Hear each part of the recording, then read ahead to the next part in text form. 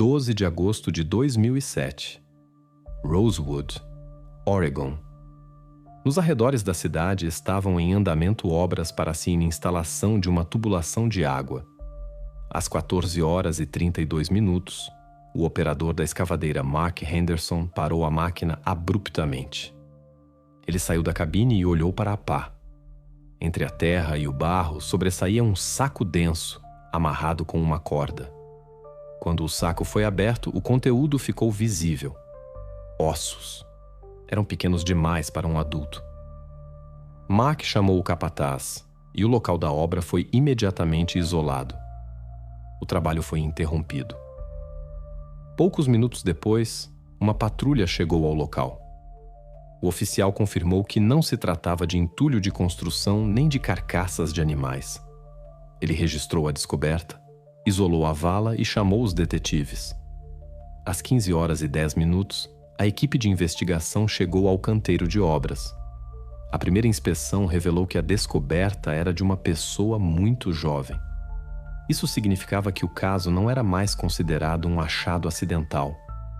A partir desse momento, o canteiro de obras se transformou em uma cena de crime completa. E o que parecia ser um caso isolado tornou-se o início de uma investigação que viraria a vida de toda a pequena cidade de cabeça para baixo. Pine Ridge Lane, número 17.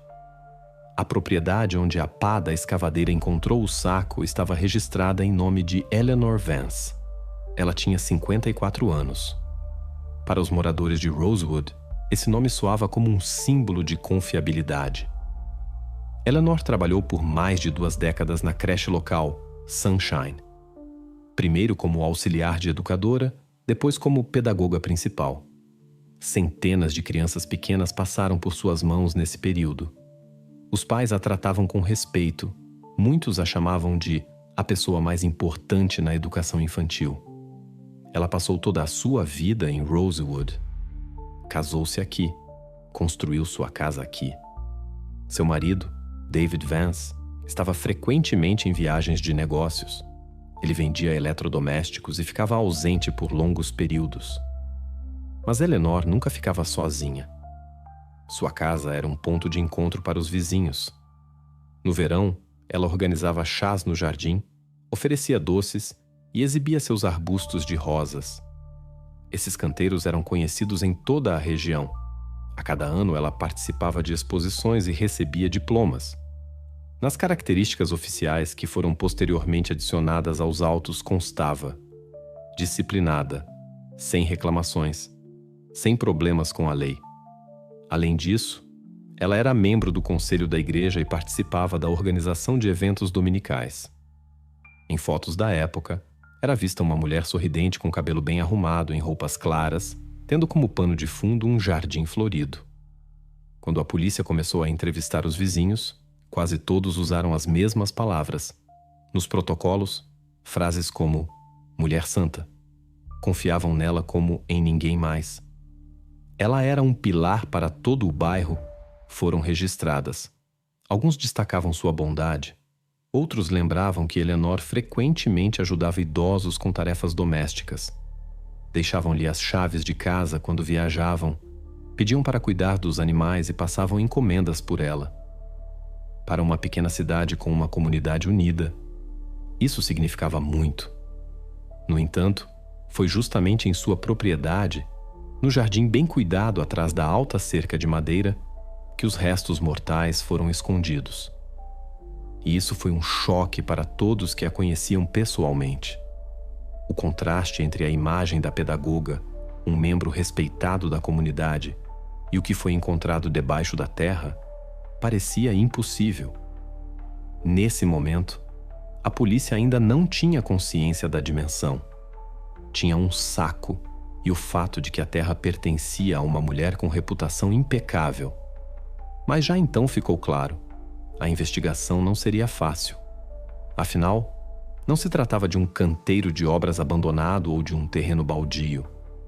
O local da descoberta ficava no coração do bairro, em uma propriedade que era considerada exemplar. Assim, Um simples botão de parada na escavadeira virou o mundo habitual de Rosewood, de cabeça para baixo. O próximo passo foi a investigação detalhada da propriedade. E foi exatamente isso que mostrou que a descoberta era apenas o começo. Pela manhã, a propriedade Vance estava irreconhecível. O jardim florido, onde ainda ontem pendurava a placa "O quintal mais bonito da rua", havia se transformado em uma zona de escavação. Atrás da alta cerca, que antes escondia o aconchegante terreno de olhares curiosos, agora trabalhavam dezenas de pessoas. Macacões de proteção brancos, luvas, recipientes de plástico, tudo parecia uma operação em nível federal. Os vizinhos, que antes se deliciavam com os canteiros arrumados e os arbustos simétricos, agora estavam na rua, observando o que acontecia. Muitos conheciam Eleanor pessoalmente. Alguns confiavam seus filhos a ela. Alguns vinham ao seu jardim para pegar mudas de rosas. Alguns simplesmente a consideravam a encarnação da retidão. Ímeno por isso, a imagem com paz e peritos criminais parecia algo impossível. Os trabalhos começaram metodicamente nos cantos da propriedade. Primeiro, a camada superior de terra foi removida, prestando-se atenção à cor e densidade.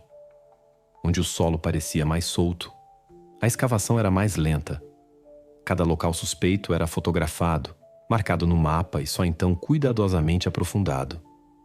Em algum momento, uma sonda atingiu um tecido, algumas pinceladas, e ficou claro. Outro saco havia sido encontrado. O primeiro pacote foi recuperado perto da cerca antiga. Estava embrulhado em estopa e amarrado com uma corda grossa. Dentro, podiam-se ver pequenos ossos. Os peritos colocaram a descoberta em silêncio em um recipiente de plástico e a levaram para o carro. Ninguém disse em voz alta, mas todos entenderam. Era uma cópia exata do que já havia sido encontrado ontem. As escavações continuaram. Debaixo do arbusto de rosas, que sempre foi o orgulho da proprietária, o segundo saco foi descoberto. Os policiais notaram que a terra ali parecia diferente da de ao redor.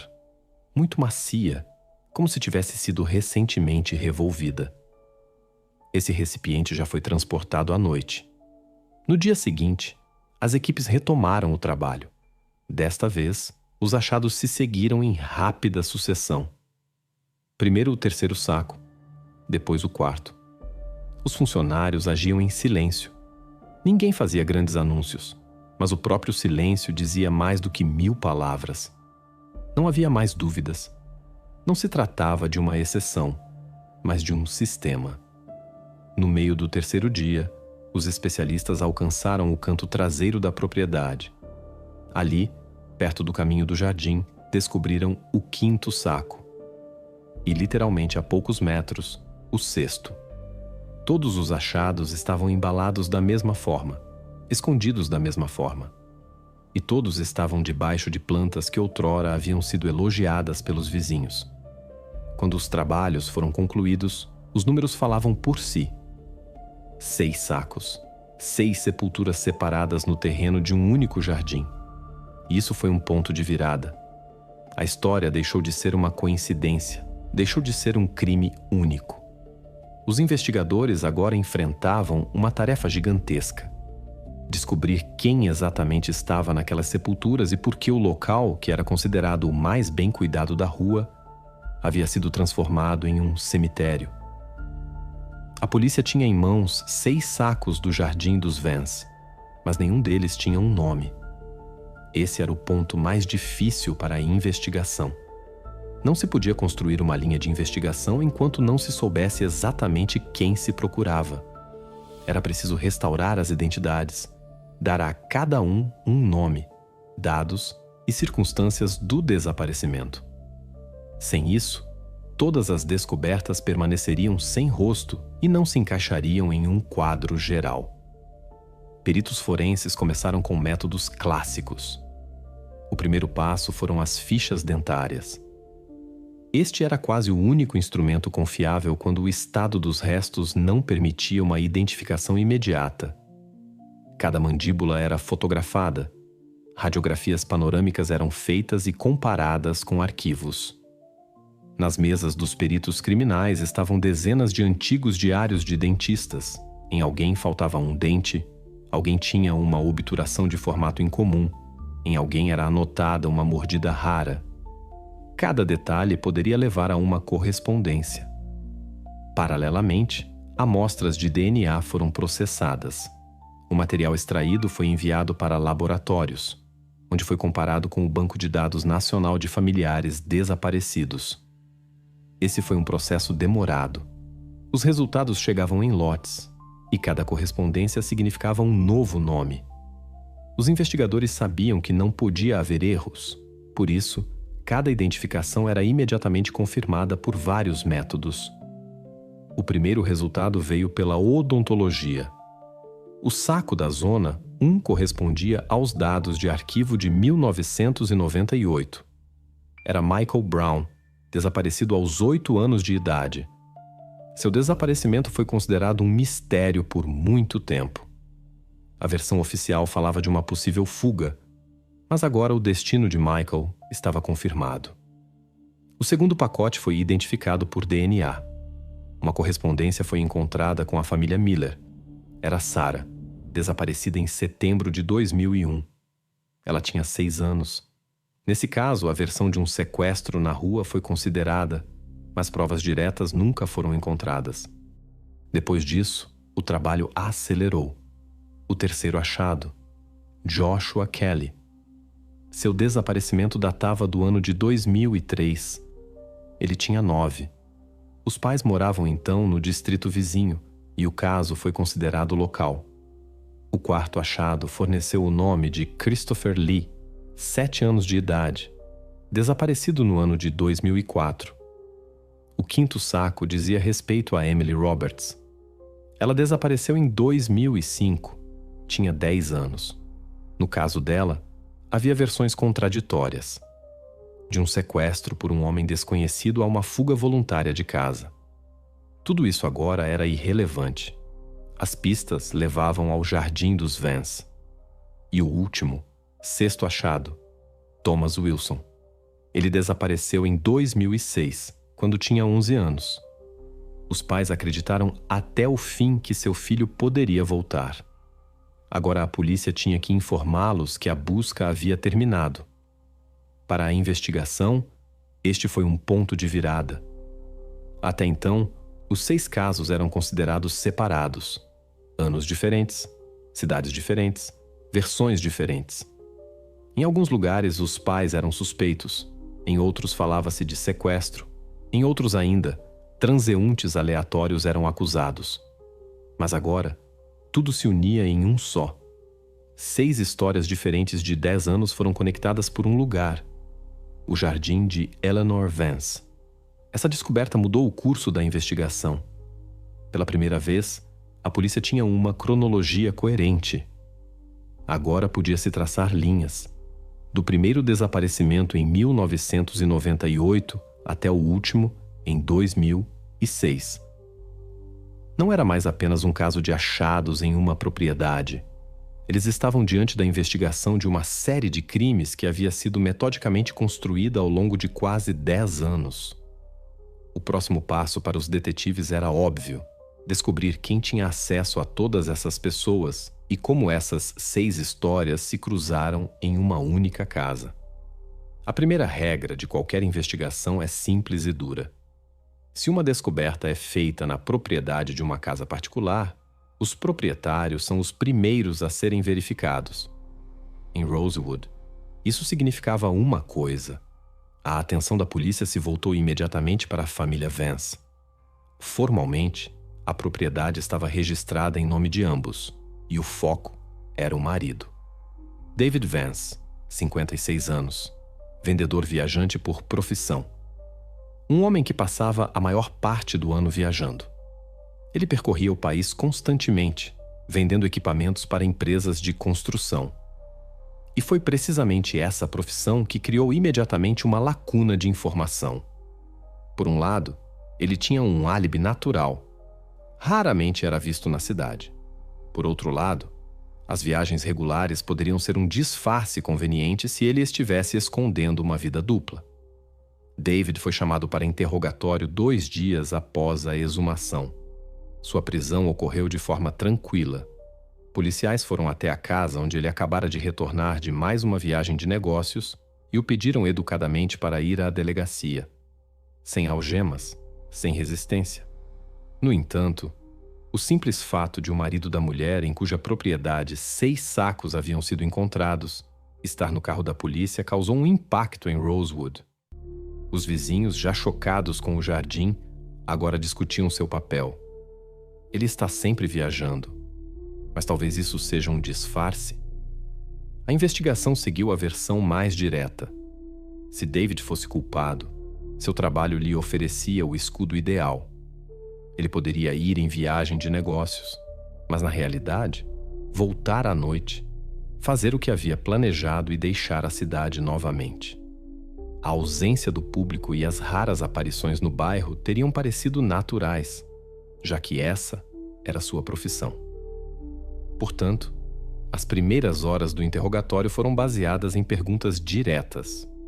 Onde ele estava no dia de cada desaparecimento? Com quem? Que provas havia? Para surpresa da polícia, David não começou a se justificar emocionalmente. Ele literalmente jogou uma mala cheia de pastas antigas sobre a mesa. Nela, bilhetes cuidadosamente dobrados, recibos de hotel, impressões de rotas. Tudo isso ele havia guardado por muitos anos para a declaração de imposto de renda. Os investigadores verificaram a primeira data, 1998, o desaparecimento de Michael Brown. David tinha passagens para a Flórida, um registro em um hotel em Orlando e assinaturas em documentos de trabalho. Em seguida, 2001. O desaparecimento de Sarah Miller. Naquela época, ele estava no Texas, o que foi comprovado por passagens aéreas e uma entrada em seu diário de negócios. A cada nova data, a versão de sua participação se enfraquecia. Em 2003, quando Joshua Kelly desapareceu, David estava em Denver, e isso foi até confirmado por colegas que testemunharam. Em 2004, durante o desaparecimento de Christopher Lee, sua assinatura estava em um relatório de negócios em Seattle. Em 2005, no momento do desaparecimento de Emily Roberts, ele pernoitou em um hotel no Novo México. O recibo foi preservado no arquivo do hotel. E, finalmente, em 2006, quando Thomas Wilson desapareceu, a polícia tinha em mãos passagens para um voo para Chicago e a confirmação de participação em uma feira de equipamentos. Cada viagem foi documentada, e o que era importante, em vários casos, o álibi foi confirmado por testemunhas não envolvidas, colegas, parceiros, clientes. As evidências eram tão claras que não deixaram espaço para dúvidas entre os investigadores. David Vance não podia estar fisicamente em Rosewood nos dias em que os 6 desapareceram. Isso virou o curso da investigação de cabeça para baixo. A versão mais óbvia, o marido como principal suspeito, foi descartada. Diante dos detetives agora estava um homem cuja vida não foi destruída por suas mãos. Ele se tornou uma testemunha involuntária e vítima das circunstâncias. Viveu por décadas ao lado do que estava escondido em seu próprio jardim. Mas ele próprio não tinha nada a ver com isso. Agora, a polícia só tinha uma figura para onde todas as setas apontavam: a proprietária da casa, Eleanor Vance. Depois que a versão do marido foi finalmente descartada, o círculo se estreitou para uma pessoa. No centro da investigação permaneceu a própria proprietária da casa, Eleanor Vance. Para a polícia, a principal questão agora era: o que a ligava àqueles cujos nomes puderam ser recuperados? Os detetives começaram pelos arquivos. Cada caso antigo foi reaberto. Relatórios, interrogatórios de pais, vizinhos, conhecidos. Nessas pilhas de papel, um nome se repetia com muita frequência: Eleanor. No começo, parecia uma coincidência, uma cidade pequena onde todos se conhecem. Mas quanto mais fundo os investigadores se aprofundavam nos detalhes, mais claro ficava: a coincidência estava descartada. Em 1998, quando Michael Brown desapareceu, a mãe mencionou que ele havia estado no grupo de Eleanor na creche Sunshine. Em 2001, quando Sarah Miller desapareceu, a família contou que a menina às vezes ficava na casa de Eleanor depois da aula, porque os pais trabalhavam até tarde. No caso de Joshua Kelly, em 2003, sua tia disse: ele ia muito na casa dos Vance, principalmente à noite. Ela cuidava dele. Tudo isso parecia natural, se não se soubesse como tudo terminaria. Mas em 2004, Christopher Lee desapareceu e ele também estava registrado no grupo dela. Em 2005, Emily Roberts desapareceu e a mãe admitiu. Eleanor mesma havia se oferecido para levar a menina para casa no fim de semana, para ajudar. Em 2006, quando Thomas Wilson desapareceu, os vizinhos afirmaram: nós o víamos muito na casa dos Vance. Ele brincava no jardim deles. Ela era muito carinhosa com ele. Juntos, isso formou uma linha direta. Todos os 6 estavam pessoalmente conectados a ela. Nenhuma pessoa aleatória, nenhuma figura de fora. Exatamente essa confiança a tornou invisível para a polícia durante todos esses anos. Mas o mais inquietante não eram nem as lembranças dos pais ou vizinhos. Os detalhes mais claros foram encontrados em antigos protocolos com suas próprias palavras. No caso de Michael, ela disse: ele estava quieto naquele dia. Foi para casa sozinho. Não notei nada em comum. No caso de Sarah, eu a vi perto da loja com uma amiga. Não sei mais nada. No caso de Joshua, sim, ele vinha com frequência, mas naquele dia ele não estava comigo. Essas frases pareciam inofensivas quando as investigações eram conduzidas separadamente. Mas agora, com os 6 desaparecimentos ligados ao seu próprio jardim, elas soavam como desculpas preparadas com antecedência. E, no entanto, apesar de toda essa obviedade, a polícia tinha 2 lacunas sérias. Primeiro, não havia um único documento ou parecer médico que explicasse por que Eleanor poderia ter agido assim. Não havia motivo. Segundo, não havia evidências diretas em mãos. Nenhuma impressão digital, nenhum objeto claramente ligado às vítimas. Havia apenas uma cadeia de coincidências e o fato de que todos os caminhos levavam a uma única casa. Para Shoai, para a investigação, este era um ponto crítico. O quadro era claro. Ela tinha acesso, possibilidade, também confiança das famílias. Absolutamente. Mas para que isso se tornasse uma acusação, eram necessárias provas materiais. E essas só poderiam ser encontradas onde Eleanor se sentia em total segurança, em sua própria casa. Embora 6 sacos tenham sido encontrados no jardim de Eleanor Vance, a proprietária da casa permaneceu em liberdade. Para os observadores externos, isso poderia parecer absurdo, mas na realidade a polícia não tinha motivos suficientes para prendê-la imediatamente. Naquele momento não havia provas diretas nem depoimentos claros. Todos os fatos eram indiretos. Juridicamente, ela, portanto, continuava a viver sua vida normal, enquanto sua propriedade era transformada em uma zona de escavação.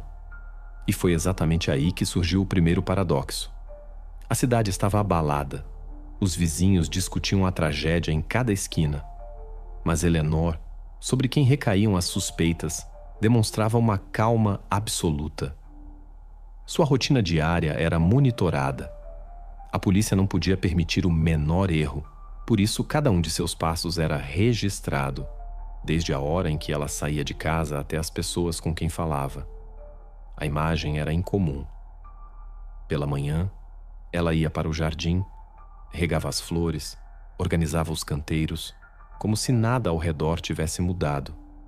Exatamente aqueles arbustos de rosas sob os quais as sepulturas foram encontradas permaneceram parte de sua jardinagem.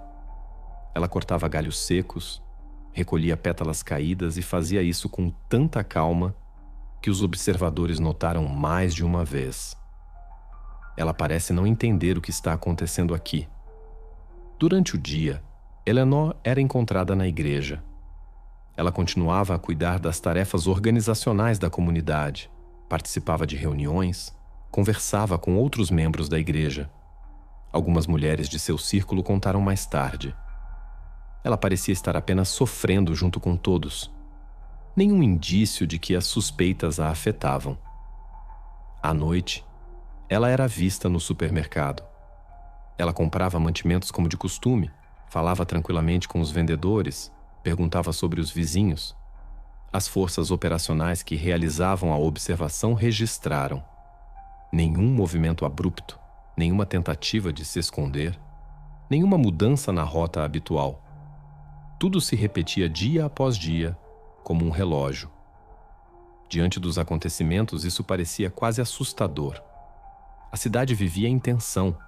As pessoas não sabiam se deviam confiar em seus olhos e em sua memória, pois ainda ontem consideravam Eleanor um modelo de retidão.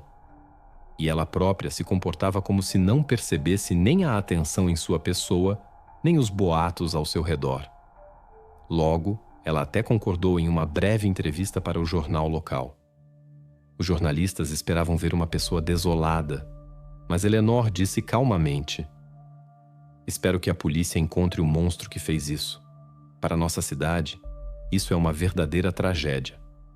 Ela falou sem tremer na voz, com a mesma expressão facial uniforme com que havia recebido os pais na porta da creche por muitos anos. Para a investigação, isso foi um sério desafio. Normalmente, as pessoas cometem erros sob tamanha pressão. Algumas mostram irritabilidade, outras se retraem. Algumas se defendem de forma muito ativa. Mas Eleanor não fez nada disso. Nenhum sinal de pânico, nenhuma tentativa de se justificar, nenhuma saída apressada da cidade. Sua vida parecia seguir seu curso habitual. Nos registros operacionais dessas semanas estão preservadas linhas secas. Comportamento da suspeita estável. Nenhuma alteração observada. Mas para essa investigação, isso não soava como serenidade, mas como mais um enigma. Por que uma pessoa cuja reputação estava em jogo não mostrava medo nem confusão? Esse contraste entre o choque público e sua serenidade pessoal tornou-se um incentivo adicional para a polícia. Todos entenderam. Por trás dessa calma poderia estar a chave para a solução. Para obter respostas, era preciso cavar mais fundo, não mais no jardim, mas no interior da casa de Eleanor. Exatamente lá, os investigadores esperavam encontrar o que não podia ser explicado nem por coincidência nem por acaso. A causa da morte não pôde ser determinada. Os legistas registraram isso de forma seca e extremamente precisa. A decomposição estava muito avançada. Os tecidos moles praticamente não existiam, e nenhum método de análise podia nomear um mecanismo específico.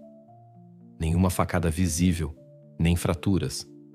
Mas isso também não trazia consolo, pois deixava margem para dúvidas. A defesa poderia facilmente alegar em tribunal que as provas eram indiretas e as evidências de um crime insuficientes. Para a investigação, este foi um momento difícil. 6 nomes foram recuperados, mas a principal pergunta permaneceu sem resposta. Como exatamente essas pessoas acabaram enterradas? Não havia resposta, e isso ameaçava paralisar a investigação. Sem uma imagem clara das causas e sem vestígios materiais, cada caso poderia se tornar uma série de suposições. Os detetives entenderam. Se não surgisse uma pista séria agora, a história corria o risco de se tornar mais um enigma de arquivo. Mas o trabalho não foi interrompido. As provas materiais continuaram sendo examinadas em laboratório. Os objetos encontrados junto com os restos foram cuidadosamente embalados e enviados aos peritos forenses. Atenção especial foi dada ao último caso, as roupas de Thomas Wilson. Ao contrário das outras, estavam mais bem preservadas. O tecido ainda mantinha a forma. Em alguns lugares, as costuras estavam intactas. Podia-se examiná-las ao microscópio. Isso dava uma chance de encontrar vestígios de contato com objetos externos. Os especialistas abordaram a tarefa metodicamente.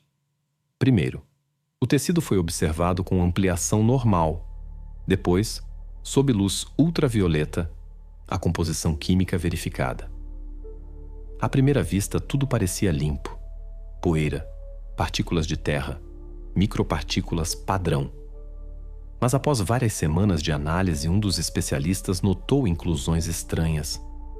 Eram fios finíssimos que não pertenciam ao tecido da própria roupa. O microscópio mostrou sua estrutura, lanosa, com espessamentos característicos das fibras. A cor, vermelho escuro profundo. Tais tons não são encontrados em uniformes escolares fabricados em massa ou roupas comuns. A composição continha lã com mistura de sintéticos, mas não do tipo industrial padrão. O especialista concluiu: estas eram fibras de um item feito à mão. Essa conclusão se tornou uma sensação para a investigação, pois é justamente nesses microdetalhes que muitas vezes reside o ponto de virada decisivo. Isso não é terra nem pólen, que poderiam ser explicados por contato acidental. As fibras se mostraram estranhas às roupas encontradas, o que significava que haviam chegado ali diretamente no momento do contato com outro objeto. Muito provavelmente, exatamente no período em que Thomas desapareceu. No relatório do laboratório foi sublinhado: as fibras não estavam na superfície, mas sim costuradas na costura do tecido, presas a fios. Isso significa que o contato foi denso. As fibras só poderiam ter chegado ali quando o tecido ainda estava em uso ativo. Para a investigação, isso se tornou um verdadeiro avanço. Até aquele momento, eles tinham apenas conexões indiretas, lembranças de vizinhos, palavras de pais, insinuações em antigos interrogatórios. Mas agora, havia a primeira pista física que poderia ser apresentada em tribunal. Fibras estranhas, vermelho escuras. Isso é uma prova material que não pode ser explicada por coincidência. Os policiais formularam uma nova tarefa: encontrar o objeto de onde elas poderiam ter vindo. Isso significava que uma nova série de buscas, novas comparações de amostras de tecido e lã estava por vir. Era preciso verificar cada tapete, cada manta, cada objeto na casa dos Vance. E exatamente esse trabalho deveria mostrar se a proprietária da casa realmente tinha uma relação direta com os desaparecidos. A partir desse momento, a investigação alcançou um novo nível. Agora não se tratava mais apenas de coincidências e confiança em testemunhas. Os investigadores tinham uma prova que podia ligar um objeto concreto na casa da suspeita à última vítima. E isso não era mais uma suposição, mas um fio material que levava à solução. A tarefa diante dos legistas era quase desesperadora. Uma única fibra vermelho escura, presa na costura das roupas de Thomas, precisava ser comparada com milhares de possíveis fontes que poderiam estar na casa Vance. Isso poderia ser qualquer tecido: o tapete no chão, a cortina, a manta, o cachecol, a fronha, um brinquedo de tricô. Até mesmo coisas antigas guardadas no sótão se tornaram potenciais candidatos. Para a investigação, isso significava uma coisa: era preciso literalmente peneirar cada fio, cada fibra, cada superfície de tecido para excluir correspondências aleatórias e encontrar a resposta correta. A nova busca na casa foi realizada com a máxima meticulosidade. Se na primeira vez o objetivo era registrar o panorama geral, agora a tarefa era coletar todo o material têxtil. Os cômodos foram revistados camada por camada.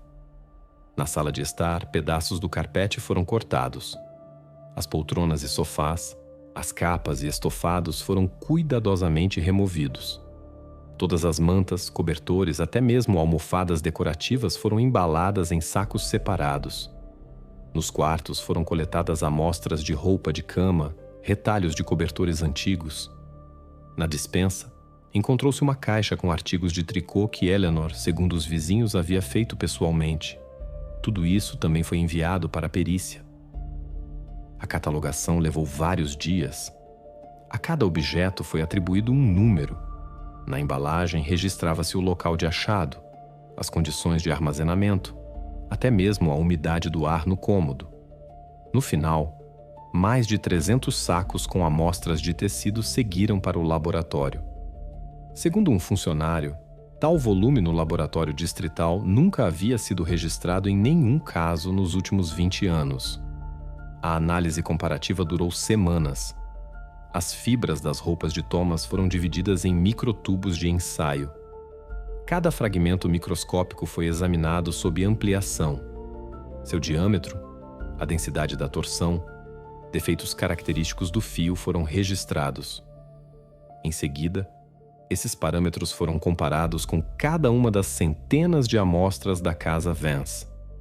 No trabalho, foram utilizados microscópios eletrônicos, espectrógrafos e até mesmo análise infravermelha do corante. Tudo para excluir qualquer chance de erro. Os resultados foram inicialmente uniformes. Uma amostra após a outra era examinada e ia para a categoria correspondência não encontrada.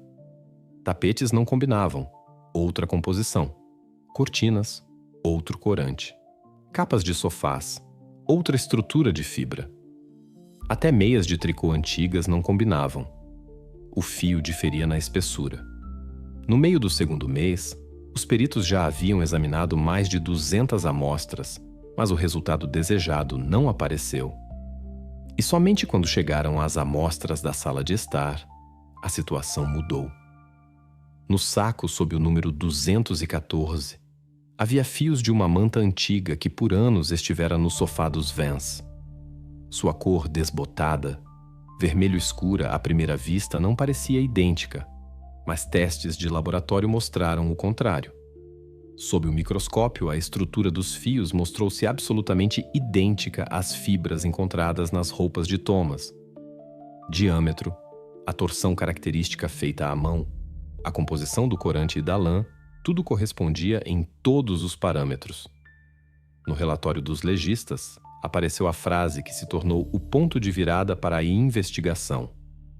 Foi constatada uma correspondência de 100%, com amostras retiradas de uma manta antiga da sala de estar da casa Vance. Esta foi a primeira vez que uma prova material ligou diretamente a casa de Eleanor à vítima. Agora não se tratava mais de coincidências indiretas ou memórias de vizinhos, mas de uma conexão extremamente concreta. As fibras da roupa e as fibras de um objeto de sua sala de estar coincidiam completamente. Para a investigação, isso foi um verdadeiro avanço. Décadas de suspeitas e suposições transformaram-se em uma prova física. A casa onde Eleanor vivia e recebia convidados continha um objeto diretamente ligado a um dos desaparecidos. Agora, não se podia mais dizer que era coincidência. A manta da sala de estar tornou-se a peça de evidência que conectava duas linhas: os túmulos encontrados e a vida da família Vance. Mas a perícia não parou por aí. Após a correspondência com a manta, os legistas voltaram aos outros restos mortais. Nos tecidos de Emily Roberts, a quinta vítima, conseguiu-se isolar vestígios parcialmente preservados das mesmas fibras vermelho escuras. Embora fossem em menor quantidade, isso fortaleceu ainda mais a conclusão. A manta foi usada várias vezes. Para a polícia, isso significava uma coisa. Agora eles tinham não apenas nomes e o local de sepultamento, mas também uma conexão material direta com um objeto que se encontrava na casa dos suspeitos. E isso já era um nível de prova que não podia ser ignorado nem no tribunal, nem aos olhos do público. O próximo passo era óbvio. Era preciso procurar o que mais a casa Vance escondia. Porque se as fibras eram a primeira chave, então nos próprios cômodos poderia haver o que daria a resposta final à pergunta de quem exatamente estava por trás dessa série de desaparecimentos. No decorrer de uma investigação, sempre existe o risco de se fixar em uma versão e ignorar outras. Por isso, os investigadores eram obrigados a examinar todas as alternativas, mesmo quando a prova com a manta apontava para a casa Vance. Uma dessas linhas permanecia a antiga suspeita contra a família Miller. Este caso foi registrado sob o número 2, o desaparecimento de Sarah Miller em setembro de 2001. Desde o início havia um conflito. Os pais da menina estavam em um divórcio difícil. As relações eram tensas. O pai há muito insistia que a mãe não cuidava bem da filha. A mãe, por sua vez, acusava o pai de poder ter levado a criança intencionalmente para se vingar. Nos primeiros meses, o pai foi precisamente o principal suspeito. Ele chegou a ser detido para interrogatório, mas na época nenhuma prova foi encontrada contra ele. No entanto, a versão de um possível envolvimento do pai pairou no ar por todos esses anos. Agora, com os restos mortais de Sarah encontrados no jardim de Eleanor Vance, a investigação era obrigada a encerrar essa linha definitivamente. Os pais foram novamente chamados para interrogatório. Suas declarações foram verificadas, cada detalhe esclarecido, documentos antigos, álibis, registros examinados. Os investigadores agiram com extrema cautela. Era preciso colocar um ponto final definitivo para que a defesa, no futuro, não pudesse usar os antigos rumores sobre o conflito familiar. O pai apresentou novamente provas que já haviam sido verificadas antes, mas agora foram confirmadas mais uma vez. No dia do desaparecimento, ele estava fora do estado, a trabalho. Seus relatórios, documentos de pagamento e até mesmo depoimentos de colegas foram preservados.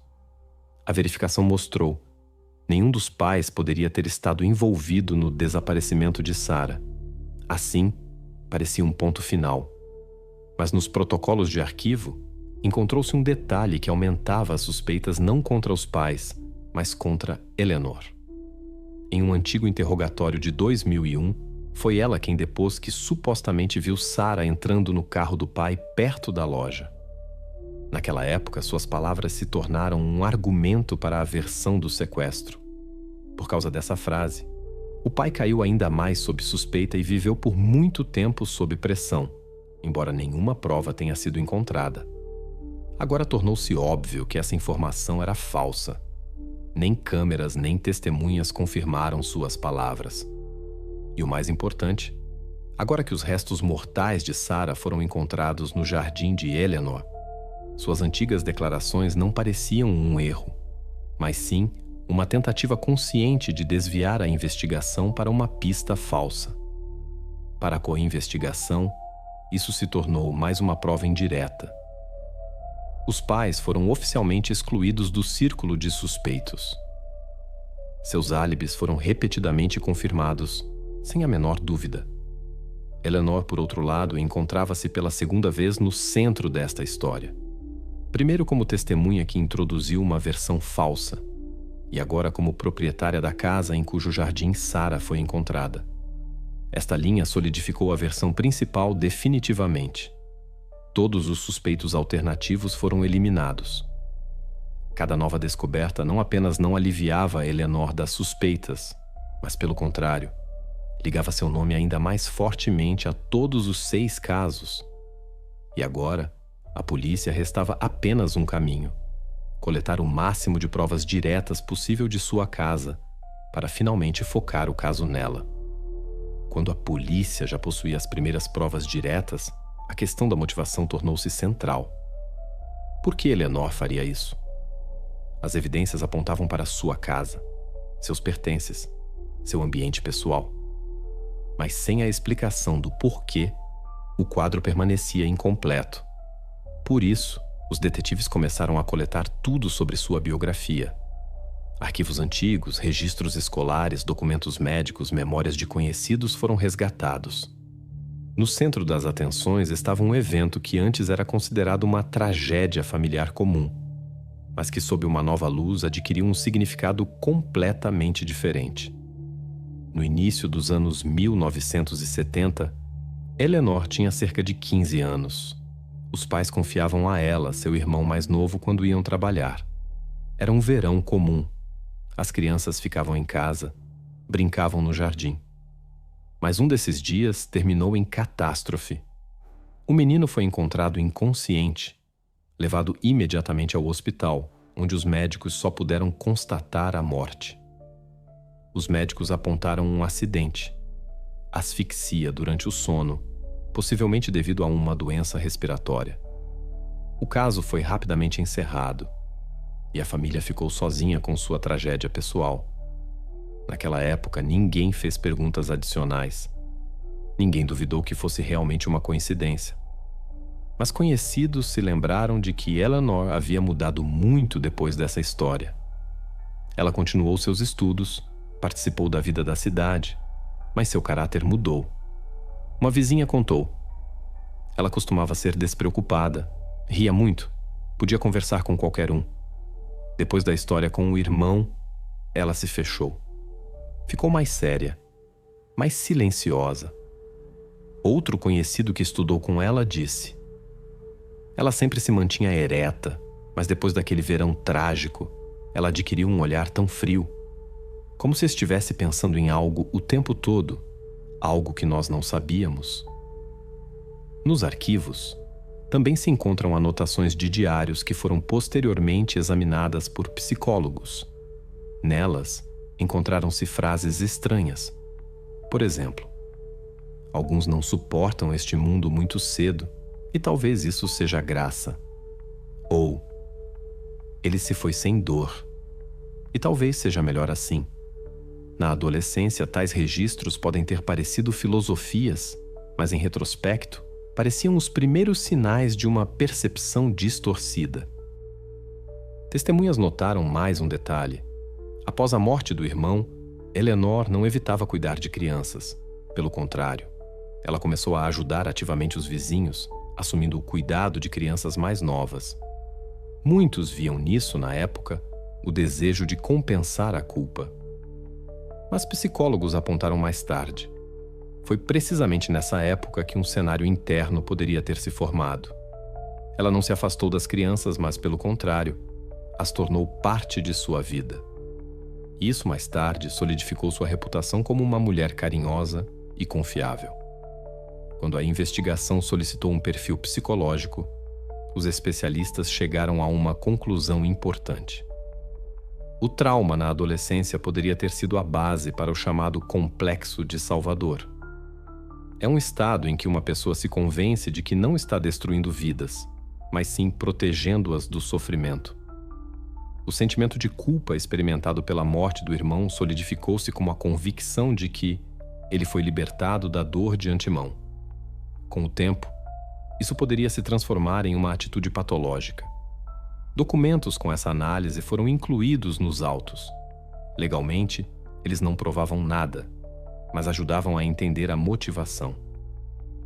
Psicólogos enfatizaram: traumas semelhantes às vezes levam a formas de pensamento graves e distorcidas. Uma pessoa pode continuar a levar uma vida normal, trabalhar, construir relacionamentos. Mas internamente se forma uma lógica falsa que justifica ações inaceitáveis na sociedade normal. Para a investigação, isso se tornou a primeira hipótese de trabalho que explicava o comportamento de Eleanor. Ela poderia ter visto seus atos como um ato de misericórdia, como a continuação daquele mesmo cenário que começou com a morte de seu irmão. Para o ambiente, parecia cuidado. Para ela mesma, salvação.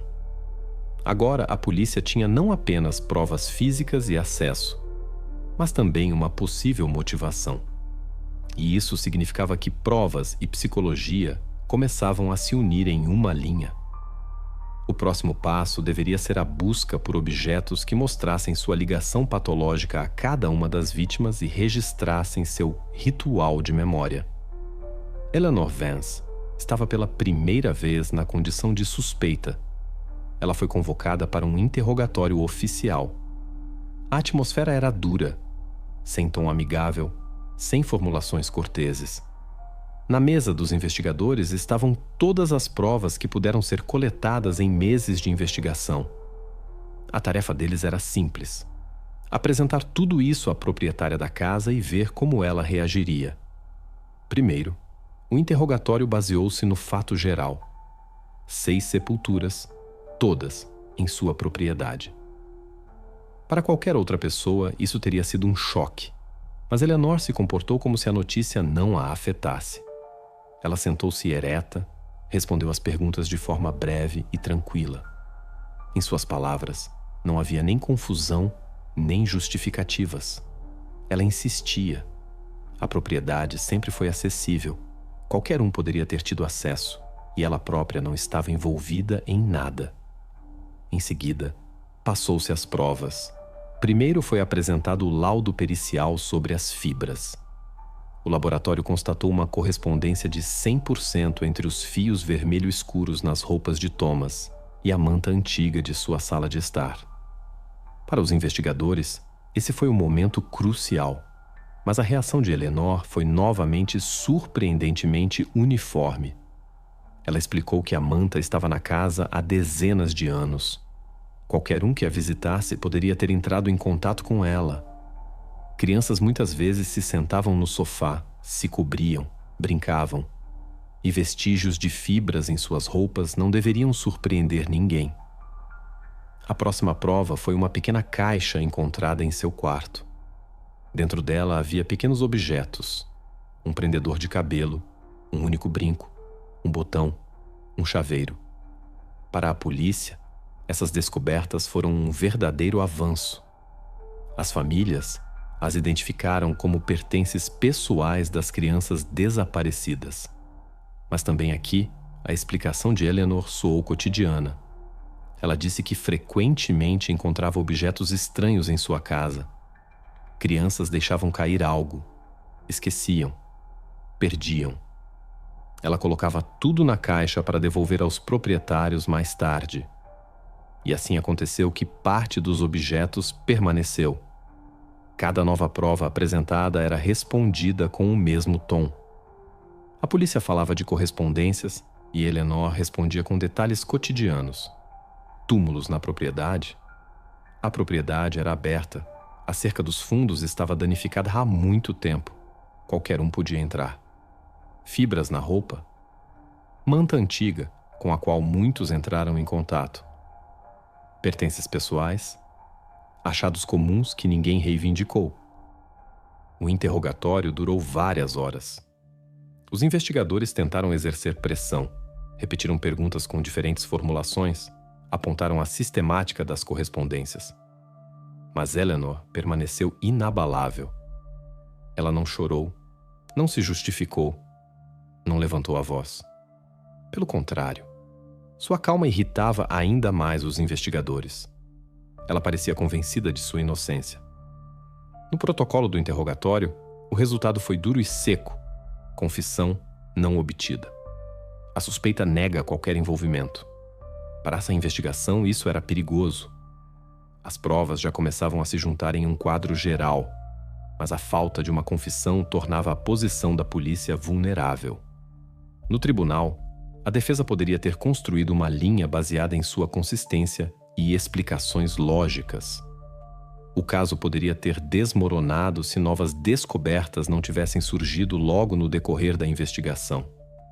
A explicação de Eleanor sobre a manta parecia muito conveniente. Ela repetia: "É uma coisa antiga que está em sua sala há dezenas de anos.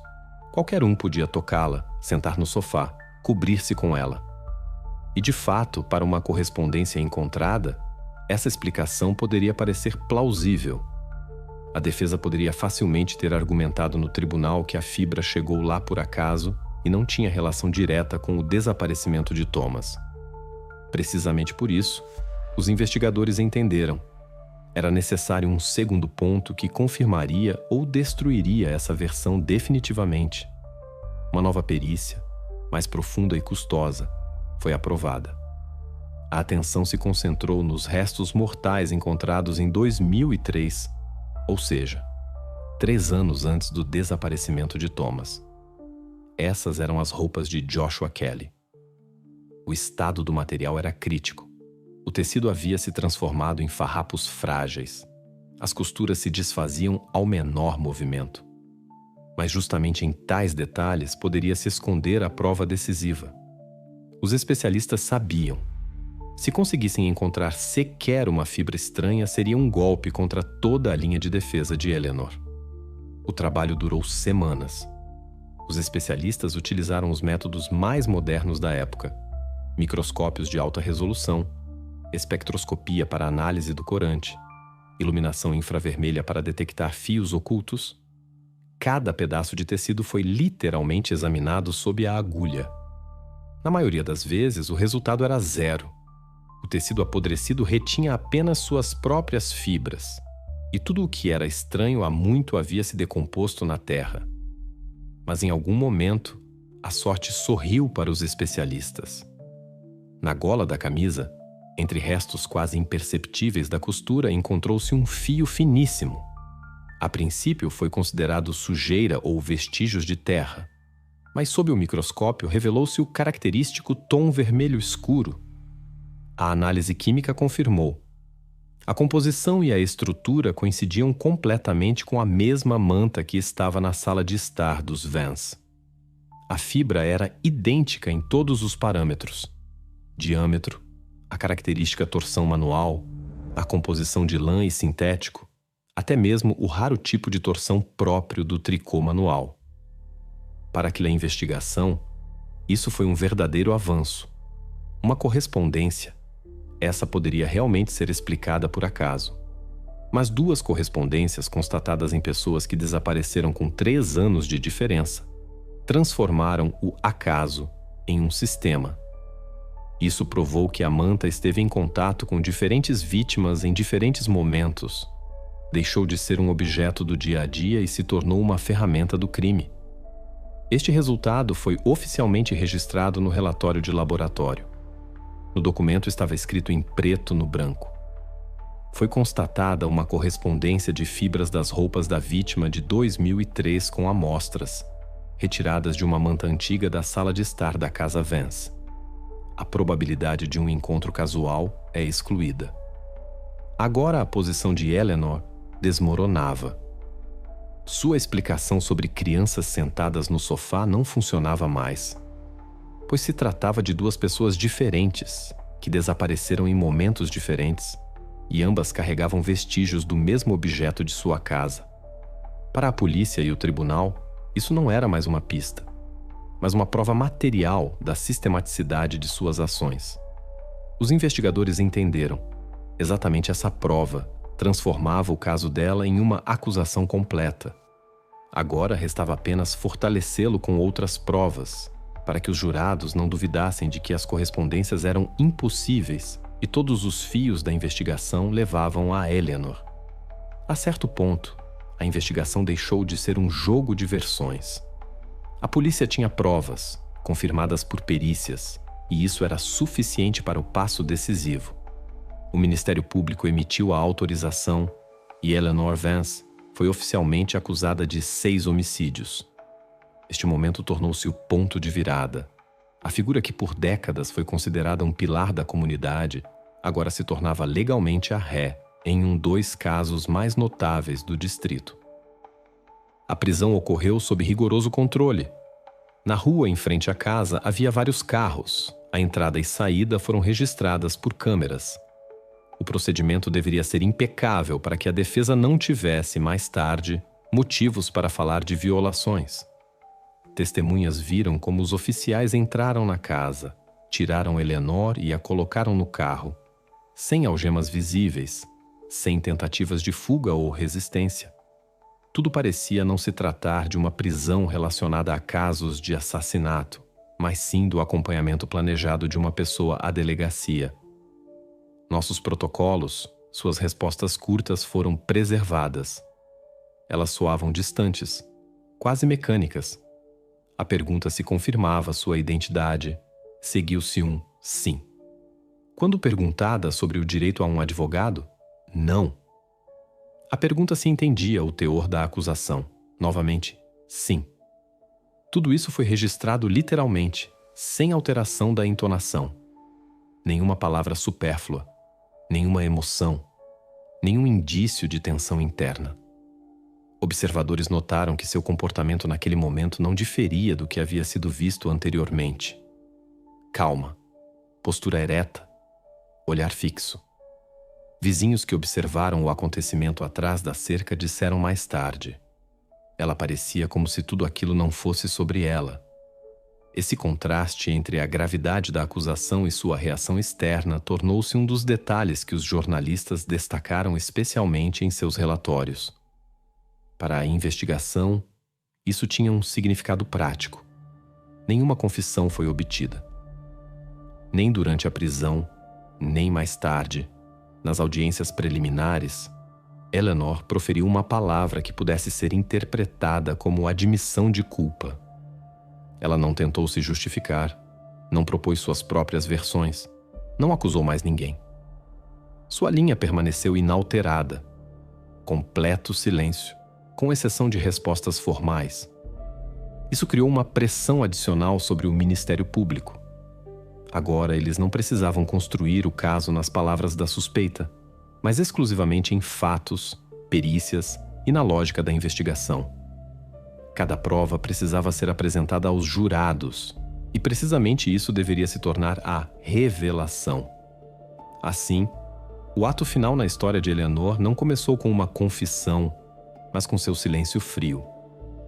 E foi exatamente esse silêncio que tornou o processo ainda mais intrigante. Agora, toda a atenção se voltava para o tribunal, onde os jurados precisavam ouvir a história do ponto de vista da investigação e decidir o quão substanciais seriam as provas coletadas. Quando o processo chegou ao tribunal, tudo precisou ser reunido em uma única narrativa para os jurados. Um conjunto de provas por si só não era suficiente. Era necessária uma versão holística dos eventos que explicasse cada desaparecimento. Essa era precisamente a tarefa do Ministério Público. A pergunta principal era: como exatamente, segundo a acusação, Eleanor agiu? O Ministério Público apresentou uma reconstituição baseada em depoimentos de testemunhas, laudos periciais e resultados das buscas. Tudo começou com a confiança. Eleanor obteve acesso às crianças graças à sua profissão e reputação. Os pais não duvidavam dela. Ela era educadora infantil, membro do conselho da igreja, uma mulher santa, como os vizinhos a chamavam. Nessas mãos podia-se entregar uma criança com tranquilidade. Assim pensavam as famílias. Essa confiança foi o primeiro passo na cadeia. Em seguida veio o momento da sedação. Os investigadores apontaram para os frascos de xarope para tosse encontrados em sua casa. Tais preparações continham substâncias com leve efeito sedativo. Especialistas explicaram: mesmo uma pequena dose pode induzir um sono profundo, especialmente em um organismo ainda não totalmente desenvolvido. Isso explicava por que não foram encontrados vestígios de luta ou resistência nos locais dos crimes. Uma criança adormecida simplesmente não podia se defender. O próximo passo foi o momento da privação de ar. Para isso foram utilizados objetos simples, uma almofada ou a manta. Por isso, anos depois, os especialistas não puderam determinar a causa exata da morte. Tais métodos raramente deixam vestígios visíveis nos ossos, mas provas indiretas confirmaram essa versão. As fibras vermelho escuras da manta foram encontradas nas roupas de duas vítimas diferentes, e isso conectava todos os casos a um sistema. Então, começou a fase final. Eleanor preferia agir à noite, quando a rua estava vazia e seu marido em mais uma viagem de negócios. Esse era um esquema conveniente para ela. Ninguém via, ninguém atrapalhava. Os sacos envoltos em estopa eram levados para o jardim. Lá já esperavam buracos previamente cavados. O enterro ocorria de forma rápida e metódica. Para camuflar o local, ela usava um truque de jardinagem. Plantava novas plantas. Eram roseiras, lírios, às vezes outras flores ornamentais. A terra recém-revolvida rapidamente perdia a aparência de uma sepultura e se transformava em parte do canteiro bem cuidado. Vizinhos notavam. Seu jardim sempre parecia perfeito. Achávamos que era seu orgulho. Ninguém suspeitava do que se escondia por trás desse ideal. No tribunal, os promotores enfatizaram: nessas ações não havia nada impulsivo. Elas se repetiam ano após ano, seguindo um esquema: sedação, asfixia, enterro, camuflagem. e isso 6 vezes seguidas. Tudo não parecia um colapso acidental ou um crime isolado, mas sim um método elaborado. A conclusão da acusação soou dura.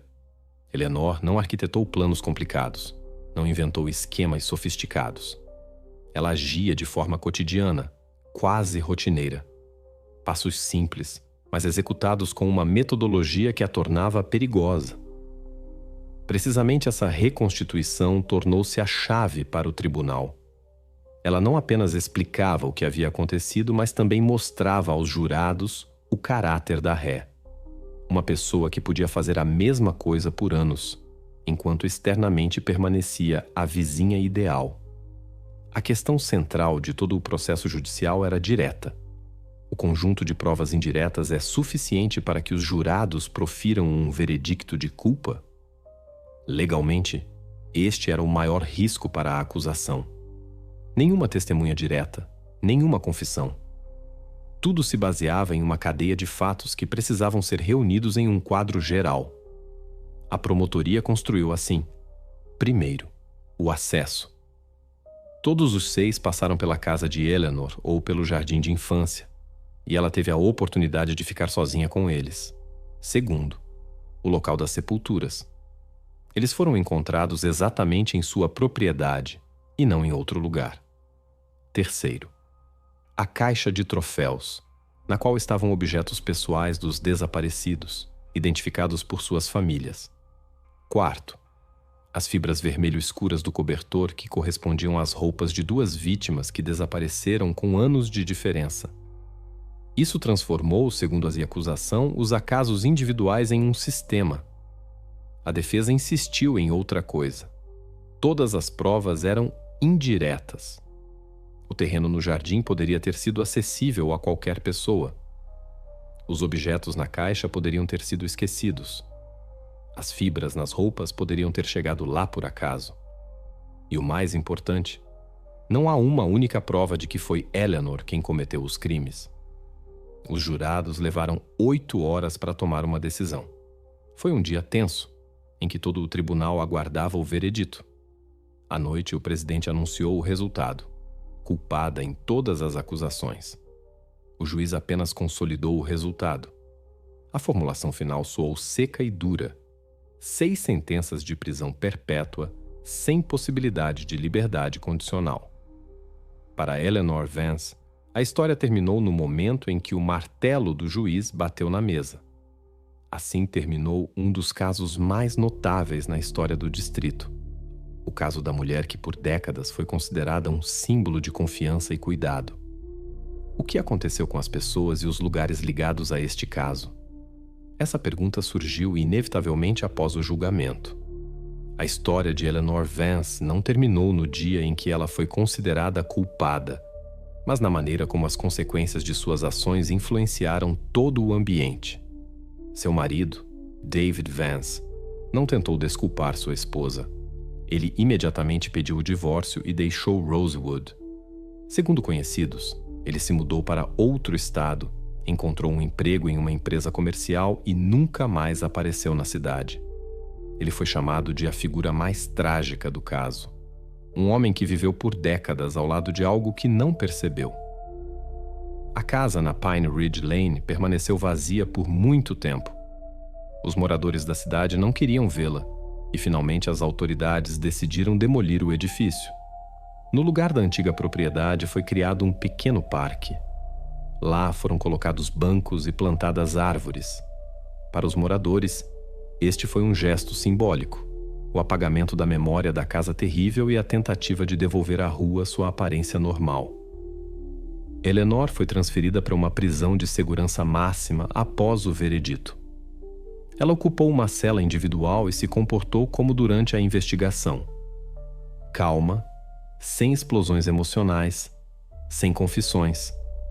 Psicólogos da prisão trabalharam com ela. A maioria das conversas terminava em silêncio ou respostas monossilábicas. Ela não mostrou remorso nem o desejo de explicar suas ações. E apenas uma vez, em um relatório do psicólogo, apareceu sua frase, que se tornou a única explicação oficialmente registrada dos motivos. Eu só queria que eles não sofressem neste mundo. Essas palavras não soavam como desculpa e não continham remorso. Era mais a declaração fria de uma pessoa que sinceramente acreditava em sua própria lógica. Este detalhe tornou-se o ponto final em seu retrato. Nenhuma confissão de culpa, nenhum arrependimento, mas uma ideia distorcida de redenção. E foi exatamente isso que deixou 3 pontos na história que para os moradores de Rosewood jamais estará completamente encerrada.